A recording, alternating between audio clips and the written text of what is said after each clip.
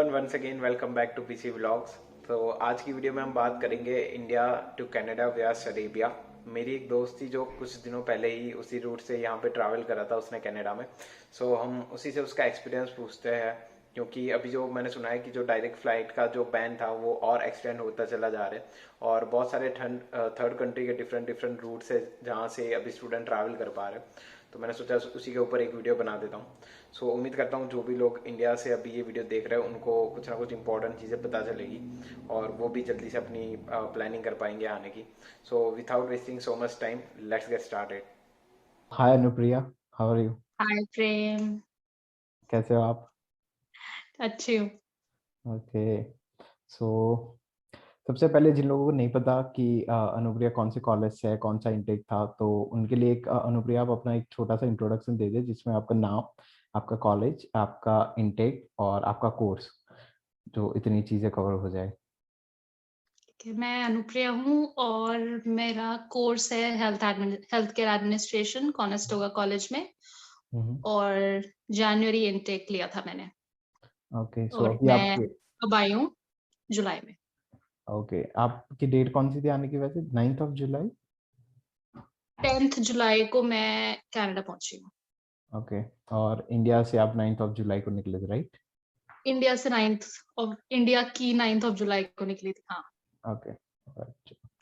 सो अब बात कर लेते हैं कि वे की, कि कौन सा वे था, कौन कौन सी कंट्री आपको बीच में से आना पड़ा, क्योंकि फाइनल गोल तो था टोरंटो पहुंचना, जैसे जैसे कनाडा में आना। और जिन जिन लोगों ने ऑनलाइन स्टडी कर ली होती है उनको तो बहुत ही ज़्यादा वो होता है, क्योंकि बहुत सारे क्लास के बच्चे जो होते हैं वो यहाँ से अटेंड कर रहे होते हैं क्लासेस, तो उनको एक्साइटमेंट ज़्यादा रहती है यार कि ये लोग कर रहे हैं तो मैं भी जाऊँ, कब पहुँचूंगी। ठीक है, तो आप अपने कंट्री बताओ कि कौन कौन से कंट्री होके आप आए, और कौन कौन से कंट्री आप बीच में ट्रैवल करना पड़ा। मैं इंडिया से पहले गई फ्रैंकफर्ट जर्मनी, 8 घंटे की फ्लाइट। हम्म। फिर वहां जर्मनी रुकी लगभग 1.5 घंटा। फिर हम्म। जर्मनी से बेलग्रेड सर्बिया 1.5 घंटे की फ्लाइट। फिर हम्म। बेलग्रेड में मैं लगभग एक रात रुकी, पूरा एक दिन नहीं हो पाया होगा, 20 घंटे के आसपास होगा। हम्म। फिर बेलग्रेड से वापस फ्रैंकफर्ट जर्मनी 1.5 घंटे की, जर्मनी में फिर 1.5 घंटे का लेओवर, ओके। और 8 घंटे की जर्मनी से टोरंटो कनाडा। ओके, यानी आपको 2 बार जर्मनी बीच में ले ओवर करना दो पड़ा, बार राइट? जर्मनी जाना पड़ा, हाँ। ओके। जर्मनी का एयरपोर्ट बहुत ज्यादा बड़ा है, ओके। वहाँ और टाइम लगता है। और ये जर्मनी या सर्बिया के लिए आपको वीजा अप्लाई करने पड़े, या उसके लिए रिक्वायरमेंट नहीं थी? नहीं, सर्बिया में इंडियंस को कोई वीजा नहीं चाहिए, और वीजा ऑन अराइवल भी नहीं है, वीजा चाहिए ही नहीं है। ओके। और दूसरी चीज ये कि कोविड के टेस्ट टोटल आपको कितने कराने पड़े, मतलब कौन कौन सी जगह, क्या जो 2 जगह आपने जर्मनी में स्टॉप लिया, आई गेस वहां तो नहीं कराने पड़े होंगे, राइट? नहीं, जर्मनी में नहीं कराने थे। सिर्फ हम्म। सर्बिया में इंडिया से करा के चली थी, हम्म। सर्बिया में कराया, और वापस कनाडा पहुंच के एक बार टेस्ट हुआ एयरपोर्ट पे ही। ओके, सो आपने इंडिया से जो कराया था वो आई गेस 48 आवर्स पहला का अंदर का होना चाहिए, हाँ, राइट? हाँ। इंडिया से 48 आवर्स पहले कराना है। हम्म। जब आप सर्बिया पहुंचोगे, उस सर्बिया के अराइवल टाइम और टेस्ट के बीच में 48 आवर्स होने चाहिए। तो और जो सर्बिया है वो इंडिया से 3 घंटा पीछे चलता है, तो वो टाइम जोन भी मतलब वो कैलकुलेट करेंगे। ओके। और हम्म। उसके चार्जेस या ऐसा कुछ एक्स्ट्रा लगाने कितने लगे थे आपको अराउंड? इंडिया से टेस्ट कराने में तो ओके। मुझे लगे थे शायद 1000। इंडिया में तो वही अपना 1000 रुपए का टेस्ट होता राइट। है जो डॉक्टर लैब से मैंने कराया था। यस। और सर्बिया का? सर्बिया का टेस्ट था सर्बिया के 9,000 दिनार। इंडिया के शायद वो 8,500 रुपए के आसपास पड़े होंगे। ओके। और उसका रिजल्ट अराउंड कितने घंटे में आपको मिल गया? तभी आ गया। मैंने टेस्ट कराया था ऐसे 2 बजे के आसपास, और 4 बजे आ गया था रिजल्ट। ओके। और आपको क्वारंटाइन होना पड़ा था जब यहाँ पे टोरंटो में लैंड हुए तब, क्योंकि मेरे को जहाँ तक पता है कि फुल्ली वैक्सीनेटेड लोग हैं उनको रिक्वायरमेंट नहीं है। नहीं, क्वारंटीन नहीं होना है, और वही वो लोग एयरपोर्ट पे ही टेस्ट ले लेते हैं। बस उसके बाद में अगले दिन रिपोर्ट आ जाती है, मतलब घर जाने देते हैं वो लोग, पूछते भी नहीं है, गेट पे भी कोई नहीं पूछता आपसे कि आप कहाँ जा रहे हो, चाहे ओके मैं बस पकड़ लेती बाहर निकलते ही। ओके। और उन लोगों को कोई प्रूफ आपको दिखाना पड़ता है कि आप फुल्ली वैक्सीनेटेड हो उसके रिगार्डिंग? हाँ, वो दोनों वैक्सीन के सर्टिफिकेट दिखाने हैं, फर्स्ट डोज भी और फाइनल डोज भी, और अराइव कैन पे भी अपलोड करने हैं दोनों। ओके। और वैक्सीन कौन कौन सी वो कंसीडर करता है? आई थिंक कोविशील्ड आपने ली थी, राइट? कोविशील्ड कंसिडर करते हैं, कोवैक्सीन नहीं करते हैं कंसिडर। ओके। कोविशील्ड को अराइव कैन में एस्ट्राजेनेका का वो ऑप्शन सिलेक्ट होगा। ओके। तो अब दूसरी बात है कि टोटल एक्सपेंस कितना हुआ, क्योंकि बहुत सारे लोग सोच रहे होते, तो मेन जो क्वेश्चन होता है कि यार खर्चा कितना होगा अगर सेरेबिया के रूट से आ रहे तो।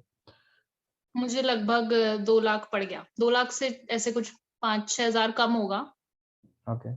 पर 190 के आसपास। ओके। और आपकी जो फ्लाइट्स कौन कौन सी थी इंडिया से जर्मनी, जर्मनी से सेरेबिया? डिफरेंट डिफरेंट पहली फ्लाइट्स थी? बार मैं 4 बार एरोप्लेन मतलब फ्लाइट पकड़ी। हम्म पहली तीनों बार लुफ्तांजा थी, हम्म इंडिया से जर्मनी भी, जर्मनी से बेलग्रेड, बेलग्रेड से वापस जर्मनी, ये तीनों लुफ्तांजा थी। हम्म आखिरी जो मैंने फ्रैंकफर्ट से टोरंटो की थी वो एयर कनाडा थी। ओके। और एयर कनाडा से मैंने सुना है कि आई गेस एक ही बैगेज अलाउड करते हैं अभी स्टूडेंट्स को, या ऐसा कुछ है? हाँ, एक ही बैगेज था। लुफ्तांजा में भी है एक बैगेज, हम्म। पर स्टूडेंट्स को एक और बैगेज फ्री है।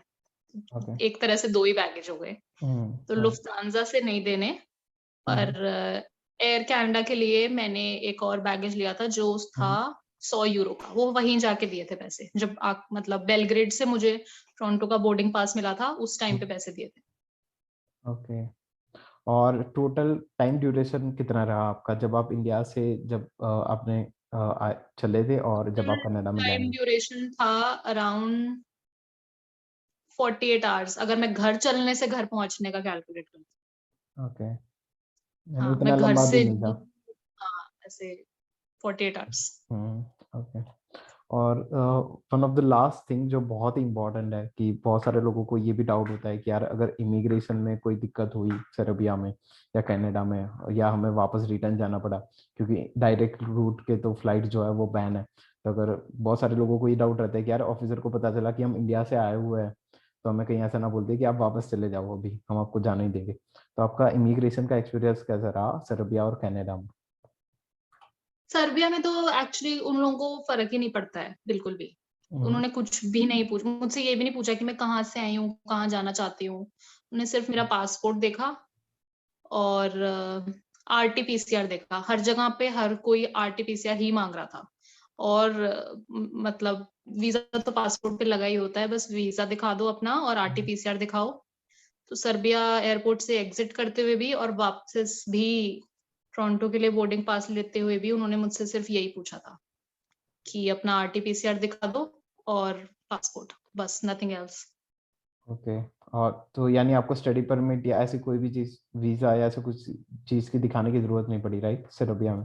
नहीं भी मतलब वो लोग बस शक्ल ही मैच कर रहे होते हैं और कुछ भी ओके। नहीं बोलते हैं। हम्म। हम्म।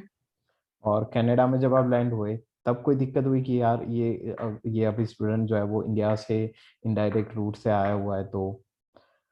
नहीं, उन्होंने कनाडा में तो 2-3 बार ऐसे काउंटर हमको क्रॉस करने पड़ते हैं। पहले तो एक काउंटर तो सिर्फ आपका वैक्सीन वाला ही वैलिडेशन के लिए है हम्म पहले में, तो वो बस वैक्सीन वगैरह के बारे में पूछते हैं। उसके बाद में जो स्टडी परमिट लेने का जो होता है, मतलब जो उनका इमिग्रेशन है, उन्होंने मुझसे बस मेरे कोर्स के बारे में पूछा था कि कब खत्म होगा, और बस ये देखने के लिए कि ये सच में इस कोर्स में है भी या नहीं है, राइट। कि कितने महीने हो गए आपको ऑनलाइन क्लासेस ज्वाइन करते हुए, और कंफर्टेबल है क्या ऑनलाइन, मतलब मुझसे बस मतलब काफी जनरल से क्वेश्चन पूछे थे, ज्यादा डॉक्यूमेंट्स भी नहीं मांगे, और कब खत्म होगा और अच्छा है क्या आपका कोर्स, बस ये सब पूछा था। फिर दे दिया था स्टडी परमिट। बट लाइन बहुत लंबी होती है, मतलब काफी टाइम लगा एयरपोर्ट पे, जैसे मैं अभी 12 बजे पहुंच गई थी, पर मैं एयरपोर्ट से एग्जिट हुई 4-4:30 बजे। ओके। अभी तो आई गेस ज्यादा स्टूडेंट्स आ रहे हैं, राइट, इसलिए वहाँ हाँ, पे। सब सब स्टूडेंट्स ही थे, और मतलब जैसे जब मैं आखिरी बार चढ़ी थी एयर कनाडा वाले में, तो हर कोई किसी और रूट से आया हुआ था कि हम तो अल्बानिया से आ रहे हैं, हम इथियोपिया से आ रहे हैं, मैक्सिको से भी थे। हाँ हाँ मैक्सिको से हम्म आ रहे हैं ऐसे। Right. Okay, so one of the last question जो मैं अभी पूछूंगा कि आपका जो ओवरऑल एक्सपीरियंस रहा सर्बिया से यहाँ तक कनाडा का, so would you recommend your friend to come to India, come to Canada from India via Serbia और नो? हाँ मैं रिकमेंड करूंगी वाया सर्बिया आने के लिए, क्योंकि काफी स्मूथ है, कंफर्टेबल है, लेकिन अब और लंबा हो गया है क्योंकि वो 7 days वाला रूल के हिसाब से, तो आई थिंक 1 हफ्ता ही लग जाएगा पूरा फिर आने के लिए। राइट। सो अभी अभी जो लोग सर्बिया से आने की प्लानिंग कर रहे हैं उनका, अगर सर्बिया जर्मनी से जैसे सर्बिया की फ्लाइट है, तो जब वो लैंड होते हैं तब उनको 7 days के लिए मैंडेटरी क्वारंटाइन होना पड़ेगा, राइट? हाँ अब उनको 7 days के लिए क्वारंटाइन होना पड़ेगा, लेकिन सर्बिया सस्ता ही देश है, खाना भी वहाँ पे इंडिया जैसा ही होता है, मतलब इंडिया जैसा तो नहीं होता है, इंडिया के प्राइस का होता है, और करेंसी मतलब होटल उतनी हाई वगैरह नहीं भी, है, हाँ प्राइसेस इतने हाई नहीं है वहाँ पे, राइट? तो मैं सजेस्ट करूंगी कि सर्बिया से आ सकते हैं। कोई ज्यादा क्वेश्चन भी नहीं पूछे उन लोगों ने। ओके, सो इतने ही थे अभी जितने मेरे को क्वेश्चन याद आ रहे थे। अगर बाय चांस कोई मिस कर गया होगा तो इफ पॉसिबल हुआ तो अनुप्रिया की अगर परमिशन हुई तो उनका इंस्टाग्राम आईडी मैं डिस्क्रिप्शन में डाल दूंगा, इफ यू डोंट माइंड। हम्म, तो जिनको भी कोई भी क्वेश्चन है कोई भी डॉक्यूमेंट के रिगार्डिंग या इमिग्रेशन के रिगार्डिंग, तो वो उनको डीएम कर सकते हैं। और मेरा भी इंस्टाग्राम आईडी मैं मेंशन कर दूंगा, अगर मेरे से भी कोई क्वेश्चन पूछना है तो मेरे को भी डीएम कर सकते हैं। So that's all for today's video. उम्मीद करता हूँ आपको वीडियो अच्छा लगा होगा और बहुत सारी इन्फॉर्मेशन आपको मिली होगी जो आपको काम में आएगी। So have a great day. Thank bye you, bye. Bye bye. Bye.